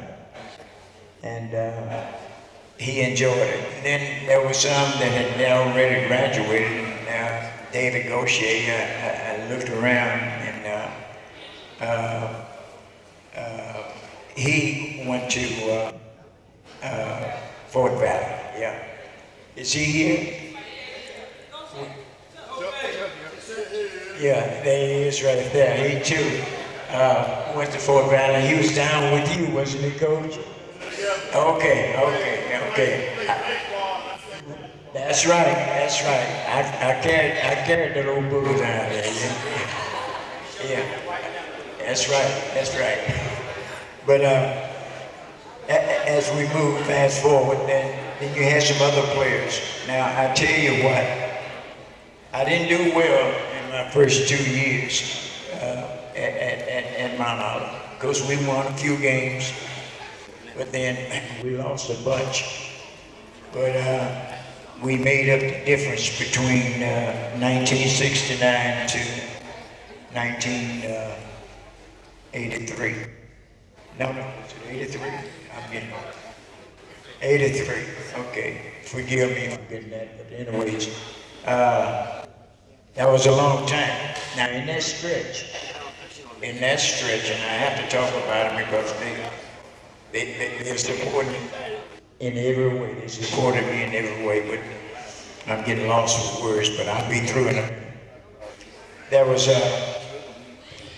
that group with Boo Davis, who was about 6'8", that started, and then there was Clarence Jones and Oliver Davis. And Boo Davis finished there and went to Miles, and he passed away. And became the assistant coach at Miles. Then you had the Clarence Jones and the Oliver Davis area. And Clarence Jones, now, most people don't know this, but Sunkiss Income Corporation, they still sell those drinks, the orange drinks and whatever they put in them and so forth.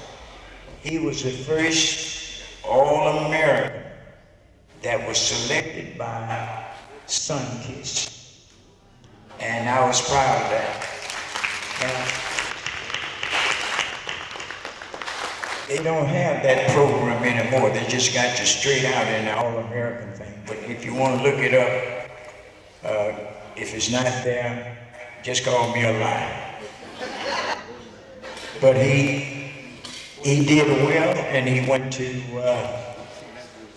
Memphis State, and I was proud of that. It was the first one that we got out into the major college division, and then there was Oliver Davis. Now, I'll tell you something about him. His dad came to me, blessed dead, and he said, Coach, said my son, he just too little to go.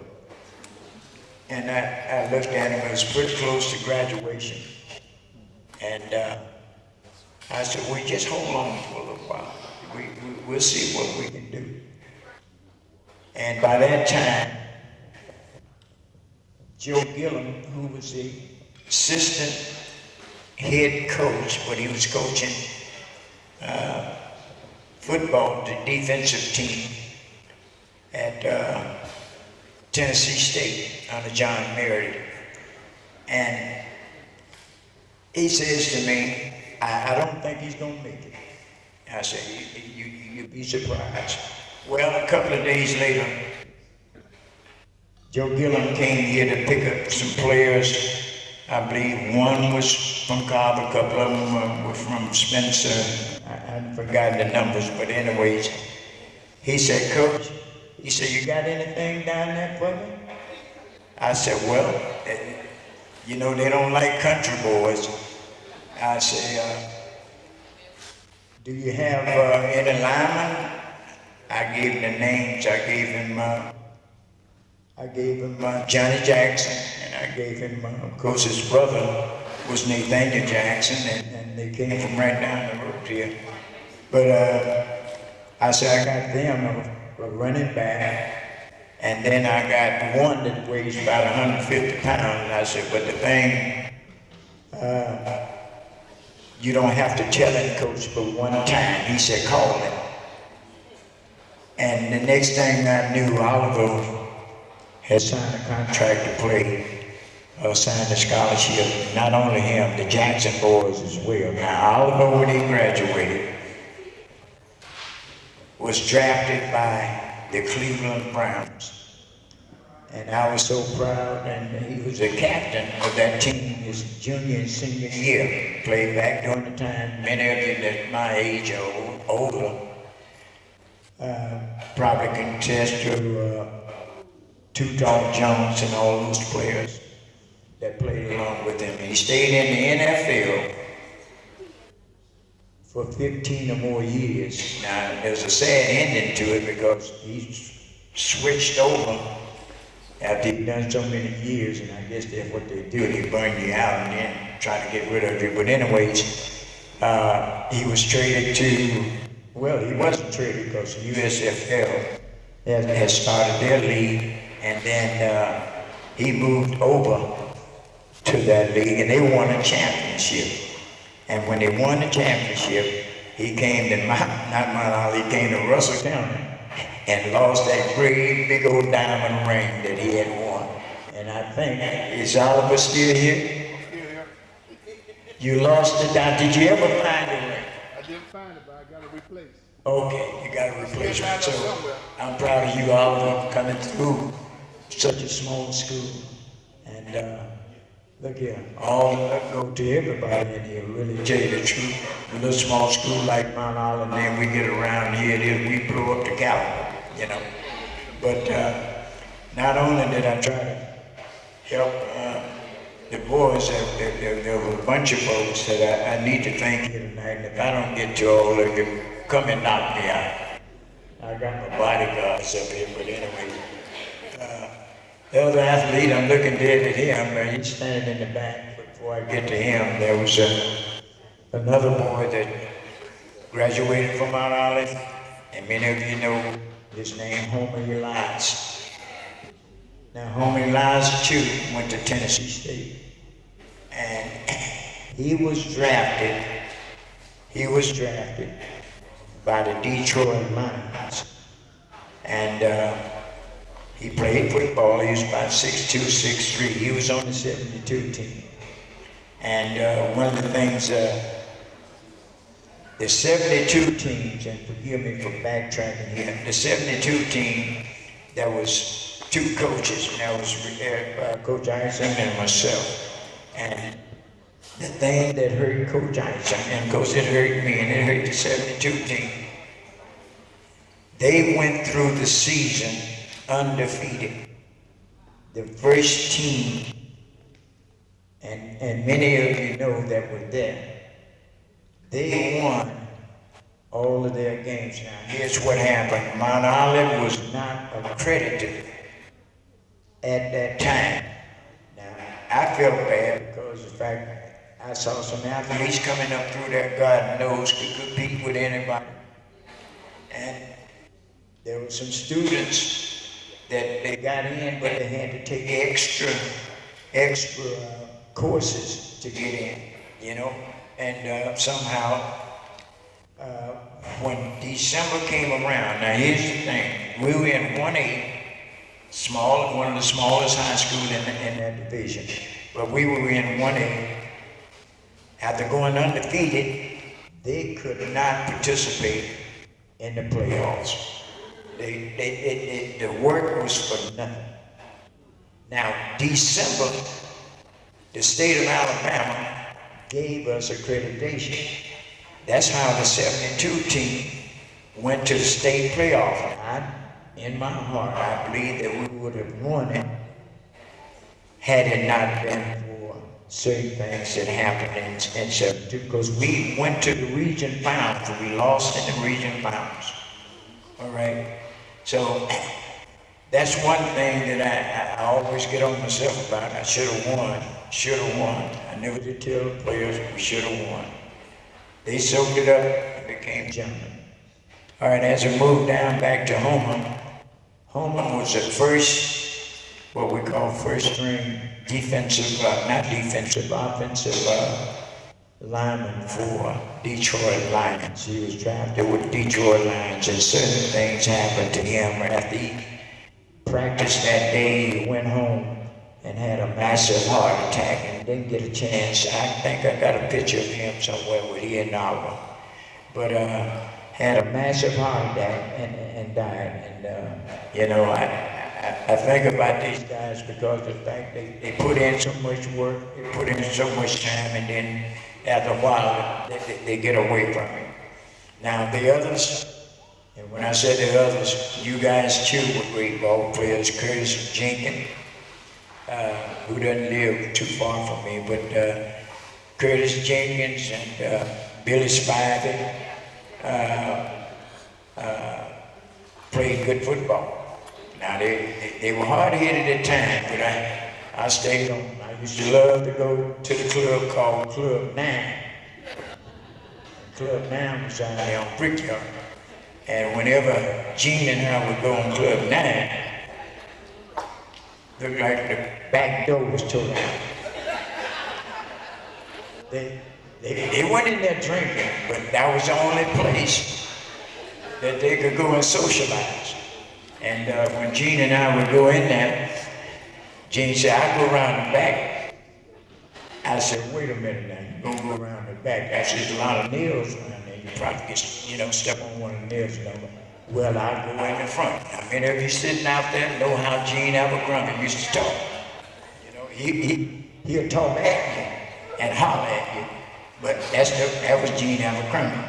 I can recall, and I'll get to that when I talk about Wallace after a while, because it was funny, right? And they mentioned about gas, and I forgot who came up here and mentioned that about gas, but after the Jimmy Hill, after the football season, I had to take Oliver, the Jackson boys, the Day boys, and I had to go to Lato. But the thing that I found out later that was wrong with my car, the gas hand had got stuck. And it wouldn't come up if you put $1 or $2 in it. It just laid there. So that's the gospel truth, I'm telling you. So after I dropped them off in Lato, I had to come up on 431 and let the Jackson boys and Day boys up. And never will forget, I gave out of gas. You know how a car, when it gives out of gas, they go out, woof, you know what I mean?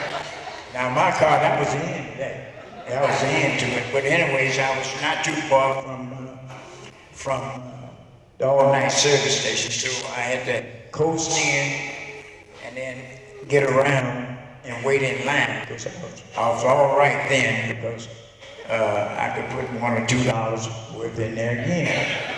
Now I wouldn't.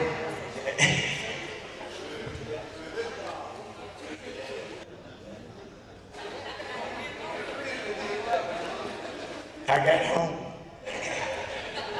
So one day we was coming up the road in that car, and I had Gene, you know, it was his turn. We'll drive a week, I'll drive a week. And I got to tell you about Coach Isom as well, because he was there before Gene. And we come up, and I gave out the gas again. But trust me now, I'm telling you the truth, the hand was on E. Got it? Now, when I put $10 worth of gas in there, it jumped up. And it was just stuck and released itself when I put more gas in, and I wasn't wrong with it. It was just stuck. But anyways, when I gave her the gas, Gene said, look at that. I said, what we gonna do? I said, walk. Get out of here and walk. But we weren't too far from the service station that time, and we got one of the boys to go right up there and put the gas in. Brought a can and he put the gas in there. But anyway, getting back to that, we move on down to Ricky Alexander, and Ricky would tell the boys after practice, he'd put his hand over the mouth going out so I couldn't hear y'all better check Coach Ingersoll's gas. You know he don't give out a gas. And plus the fact he ain't got no heat in there, you know.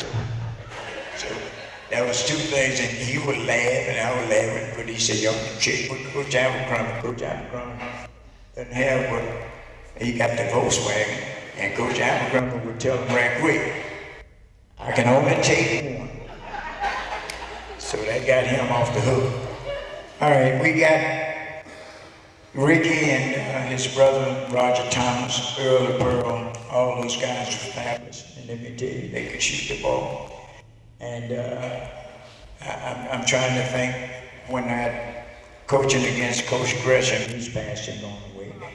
And I said, Coach, I would like to get into the Christmas tournament. And he said, Coach, said, I don't know, but I'll check. And that's how we got in through Coach Gresham. And that's when Coach Patrick was coaching at Carver during that time. And we played, and one of the things the principal didn't believe in, how you guys gonna think you gonna beat Spencer, Bakers, and the Carvers and all that? But anyways, that's what the first team we played was Spencer. Anybody in here that was on that team? We beat Eddie up like that. We beat Spencer the first game, and we had Baker the second game. Am I correct? Because I got some in here that beat me. Don't believe it, because I know Coach Mahone, but Coach George Williams, wait, did he leave? He's still there? Okay. George was a fine coach, and Wilbert, Lord help me to get my mind right. Coach Mahone, and a shout out go to you, Coach Mahone. Those are the thoughts how it comes to my mind. I mention one thing and then something else comes to my mind. That's really happened with my boys. They're the ones drove me crazy. Yeah. So he sent Pacelli, and I want you guys to give him a great round of applause, because that's the school that I left. When I left, I went back to Russell County, and that's why I retired. But Coach Mahone, if you've been paying attention to the news, carried that team all the way to the state finals and lost out in the state finals only about 1 or 2 points. So congratulations, Coach. You're the only one that done that. Okay, we get to the. Oh, y'all boy, we don't have any more food. Okay. Pardon? Okay, okay. Okay, all right. I got you coming up now, so.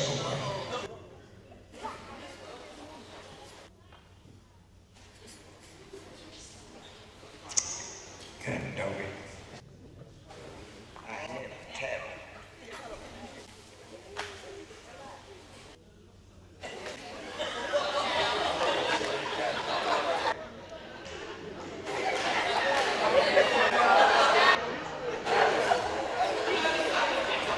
I know some of you were no wonder he'll be crazy. But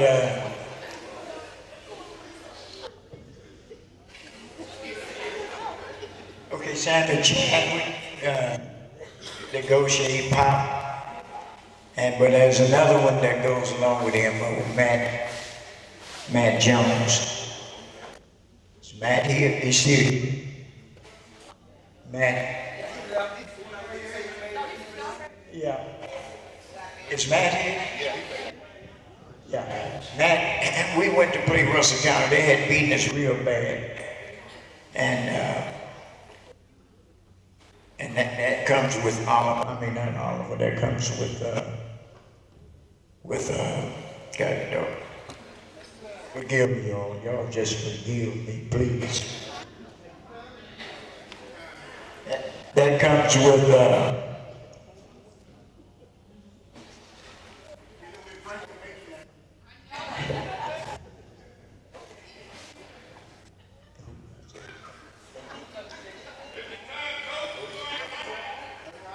Matt Jones. Okay. We were playing Russell in a tournament, and they had a boy by the name of Iceman, and believe me, ladies and gentlemen, how many can you condemn Iceman out there? Okay, a lot of you. You talking about somebody who can shoot a basketball, Mr. Iceman can shoot it. So I told Matt, and we had practice, I said, Matt, I said, that's going to be your man, and something similar to what Pop did. I said, you go everywhere that boy goes. I said, if he go outdoors, you go out there. I said, if he goes to the coach hub, you go. Now, Matt went to the hub. I had to call him back.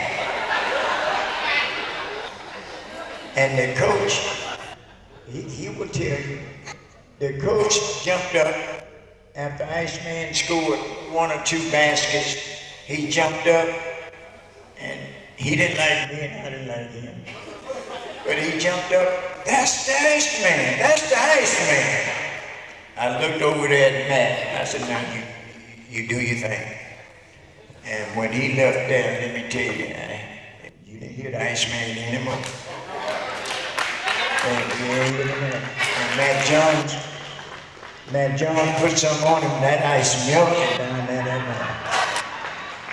And we were playing in the Shabbat Invitation Tournament. But anyways, we get to, after we had lost the first time and coming back before the tournament, there was so much noise, and I couldn't stand it because I didn't see how my players could be talking and laughing and giggling back there. So I said, okay. So I told the bus driver, I said, now listen, when you turn this corner and mount out and stop the bus, I believe, I don't forgot who was on that bus. I know Wallace Hunter was on there. But anyways, I said, you stop this bus. And when he stopped, I looked at the cheerleaders. I looked at the players. I said, now all of you, line line up and get out that road, and you're gonna run to Mount Olive. You can't do that now. You know, they put you in jail and throw away the key.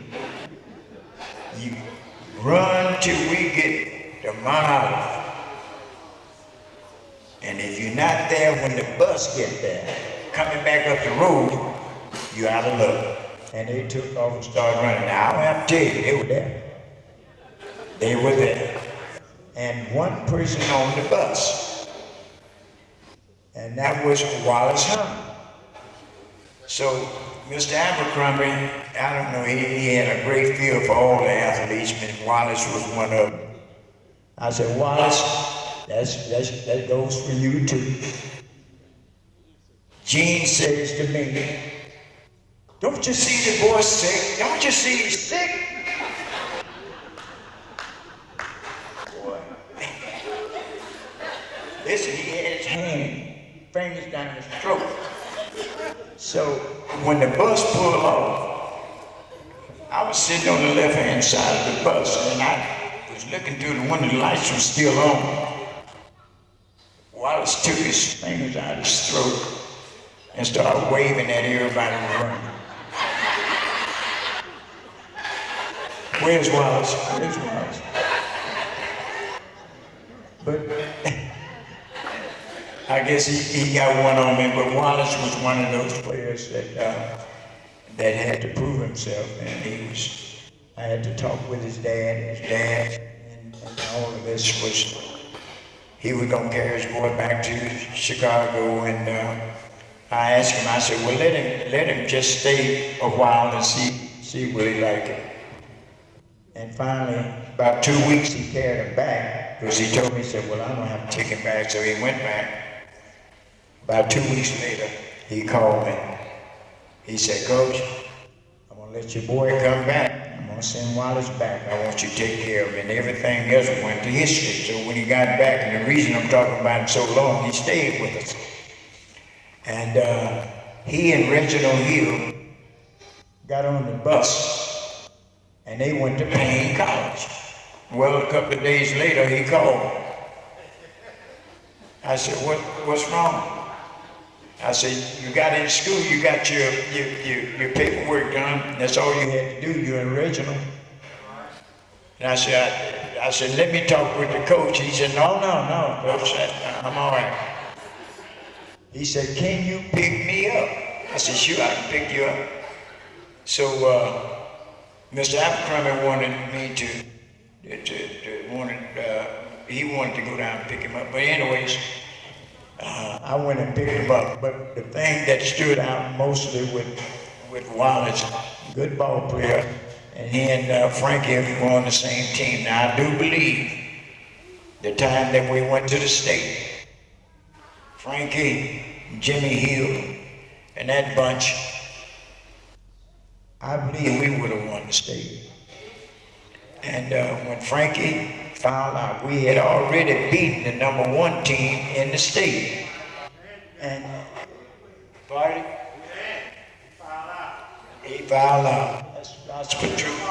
Right, and I didn't have Wallace with me. He stayed home, had gotten into some trouble, but anyways, I want to let both of you know that you did a tremendous job for Coach, even though we didn't win the state. Now, Wallace, and I'll get to you, Frankie. Wallace had a little bit of razzle-dazzle, all behind his back, between his legs and all that. So he was in the ball game, and Gene was my assistant coach. He was sitting next to us, and next to me, and Wallace, the other team was in a man-to-man, if my memory serves me correctly.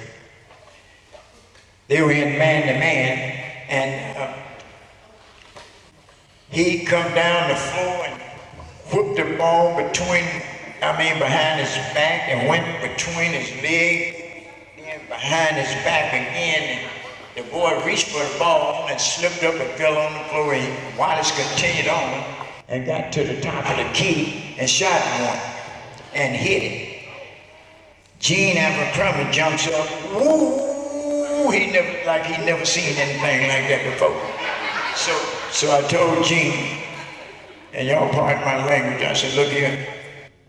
I said, if you jump up off this bench again, you carry your blankety blank down at the end of this bench, and you stay there. Gene looks at me and said, I might as well go now. God bless him, I tell you the truth. Now, Frankie, when we was in PE classes, I had a PE class, which was good. And Frank and I had a challenge, and we would shoot the ball from half court. Is this gym larger than ours? No. It's not same size? Okay. We would shoot, and I'll make a couple. Frank will make a couple. I'll make one more. You make one more. So anyways, Frankie graduated that year and went to Alabama State. Now, I don't know what kind of event they had down there. They had a brand new car that they were giving away for those that could make it. I don't know, did they have to pay to get in the contest? But anyways, Frankie went down there and shot from half court and won the car. Now, I didn't get a chance to ride in it, but he won.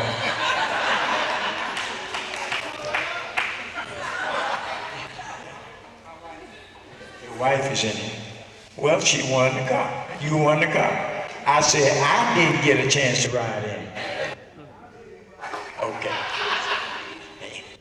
And while I'm looking over that way, Ricky, I know I don't want to bore you guys too long. Ricky was the quarterback. I'm talking about Chambers, and Gurley was a halfback.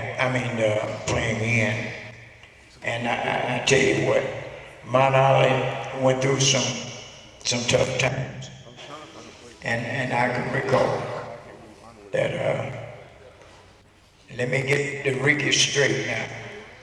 Who threw the touchdown pass to Curly? What Ricky threw the pass to Curly? Will you stand up, coach? Because both of you were quarterbacks, you know, he could throw the ball. Rick, Coach Isom called, I forgot, can you recall the play that he designed for Curly to go and 88, okay, because I should have known because there's only two coaches, okay, and we was on about the 45, 50 yard line, am I correct? Was that right, Curly? Okay, and Curly caught the ball, and Rick, it was about 6 seconds left in the game, and they were leading, and Curly went out with his feet, one of those pro catches, extended and caught the ball, and we won the game. Now here's what happened. We almost got fighting up there. Because, excuse me, Father, for saying this, but the coach and the players, the coach ran out there on the field, said, oh, and jumped on the officials and said, you're nothing but love us. And that hurt being Coach Isom bad. It hurt the team, but we won the ball game, you know. But I had to use that because there was a lot of discrimination back during that time. Yeah, I mean a whole lot. You better believe whenever the green and orange went into those big gyms and there were whites in there, it was tough. I ain't telling no lie. And I'm pretty sure Coach Mahone and you and Coach Williams over there meant the same thing. Coach Rudy Ingersoll, you meant the same thing. Oh, you want me to go already? Okay, want to put two more things. Did I miss anybody? I know I have. But anyways, I want to thank all of you from the bottom of my heart. I really do.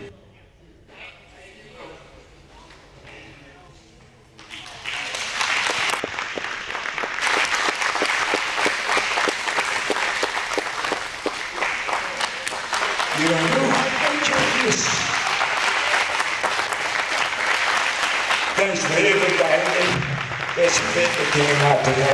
Appreciate you. I love you. Give it up for him. Give it up. Give it up. Give it up for William.